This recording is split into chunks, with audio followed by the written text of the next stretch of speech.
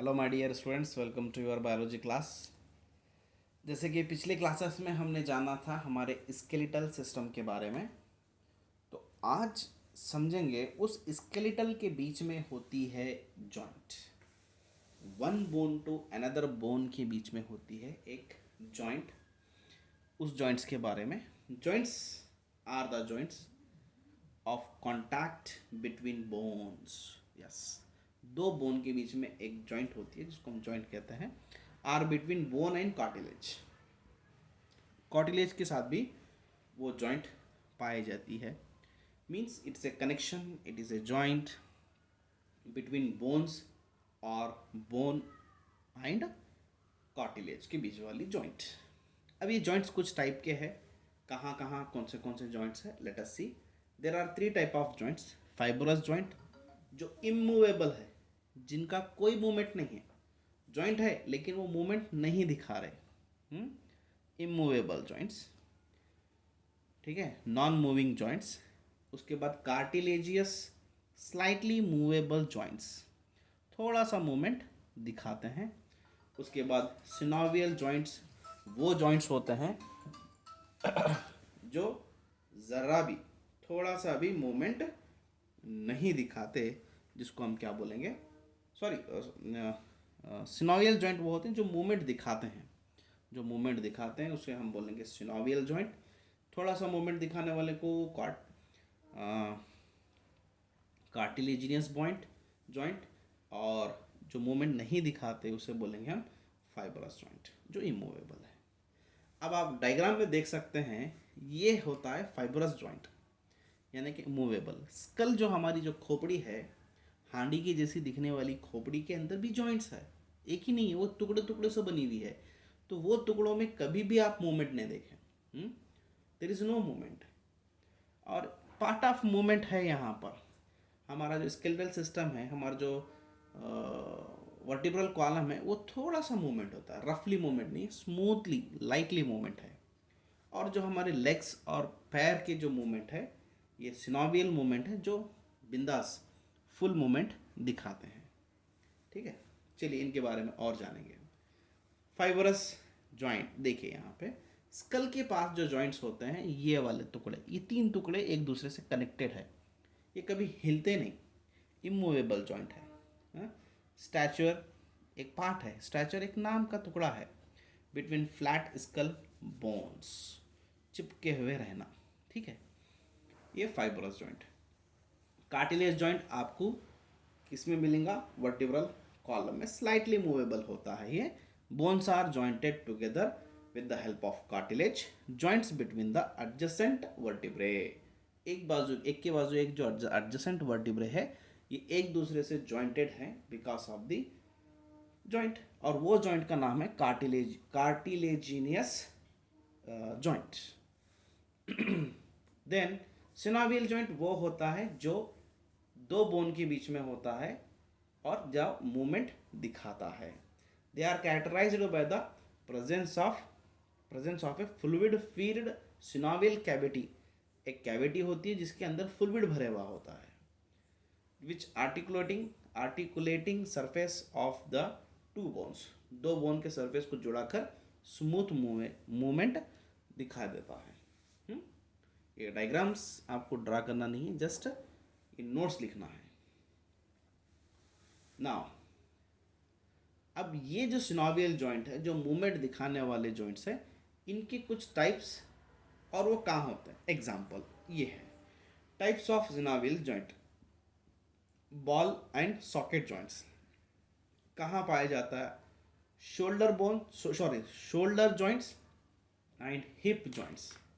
देखिए शोल्डर कहाँ है और हिप कहाँ है, उसकी बोन में पाए जाने वाले जॉइंट्स को बॉल एंड सॉकेट जॉइंट्स बोलेंगे। हिंग जॉइंट्स कहाँ पर पाया जाता है, नी joints, elbow.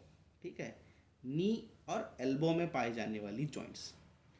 Pivot joints between the atlas and axis के बीच में पाए जाने वाली joint. Gliding joint between the carpals जो हाथ में होती है उसको बोलेंगे। Then comes saddle joints between the carpals and metacarpals of the thumb, that is the saddle joints. ये इनमें से आपको 2 मार्क्स के लिए या 1 मार्क्स के लिए कोई एक जॉइंट्स पूछेगा और उसका एग्जाम्पल पूछेगा. ठीक है. Now students, after understanding the movement by muscles structure and skeletal, different part of the skeletal, and how the skeletal take role in the locomotion and movement. Along with this movement and skeletal system, muscular and skeletal system, shows certain disorder also, shows certain diseases also, and those diseases are considered here as a disorder of muscular and skeletal system. Chapter है locomotion movement, लेकिन disorder पे क्या लिखा देखो, muscles and skeletal system से जुड़ा हुआ disorders. Let us understand what are those disorder.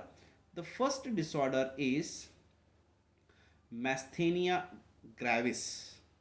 ये एक ऑटो यूमिन डिसऑर्डर है, यानी कि हमारा जो यूमिन सिस्टम है, डिफेंस सिस्टम, ये हमारे मसल्स को खुद मारने लगता, हमारी बॉडी टिश्यू को मारने लगता.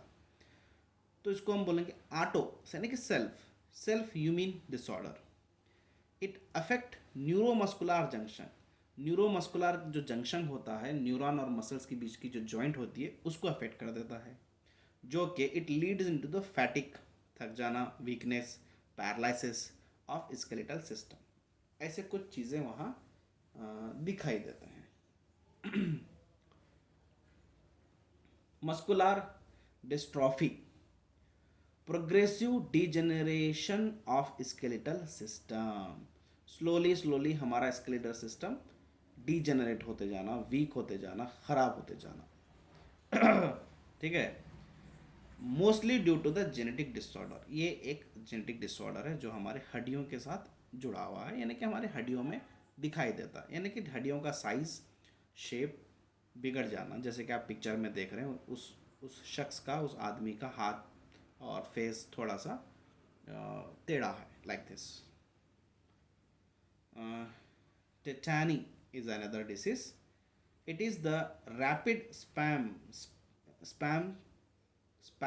in muscles due to low calcium in the body fluid. Body fluid में कैल्शियम नहीं रहने की वजह से हमारे उंगलियां, जो मसल्स होते हैं उंगलियों के, वो थोड़े से उनका शेप बिगड़ जाता है, वो टेढ़े हो जाते हैं. ठीक है.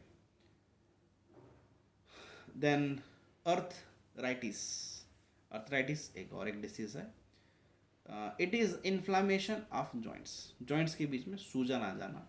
जैसे कि आप वहाँ पे उंगलियाँ देखो, 2 जॉइंट्स के बीच में सूजन को बोलेंगे हम inflammation. This is a disease. Then osteoporosis देखिए डिसीज कहाँ पर दिखाई दे रहा है. ये एज रिलेटेड डिसऑर्डर है, यानी कि एज होने पर होने वाली बीमारी. Characterised by the decreased bone mass and increase changes in the chances of fractures. यानी कि बोन के अंदर उम्र के साथ वो उसकी मास में, बोन के स्टेमिना में वीकनेस आ जाता, और टूटने के चांसेस, फ्रैक्शंस होने के चांसेस बढ़ जाते हैं. Decrease level of oestrogen is common cause. Oestrogen एक फीमेल हार्मोन है, ये उम्र के साथ कम होता है, और फीमेल के अंदर हड्डियाँ टूटने के या फिर हड्डियाँ में क्रैक्स आने के चांसेस, फ्रैक्शंस आने के चांसेस बढ़ जाते हैं. ठीक है. Then comes gout. It is the inflammation of joint due to the accumulation of uric acid crystals जमा हो जाने से भी पैरों में सूजन आ जाती है, जैसे कि आपको पिक्चर डायग्राम में दिख रहा है. ठीक है. So with this all the disorders are completed. Along with this, we also completed the chapter movement, locomotion and movement. सो बच्चों, ये काफ़ी इंटरेस्टिंग और बड़ा इम्पॉर्टेंट चैप्टर है आपके सिलेबस का. आप इसे अच्छी तरह से समझिए अगर वहाँ कुछ भी डाउट है तो आपकी नोट्स, जो आप ऑनलाइन क्लासेस की नोट्स लिख रहे हैं, ये नोट्स लेके डाउट क्लैरिफिकेशन करने के लिए मास्क लगाकर सैनिटाइज़र के साथ आप कॉलेज आ सकते हैं, only for doubt clarification. Thank you. While in next period I will start the new lesson. Thank you very much.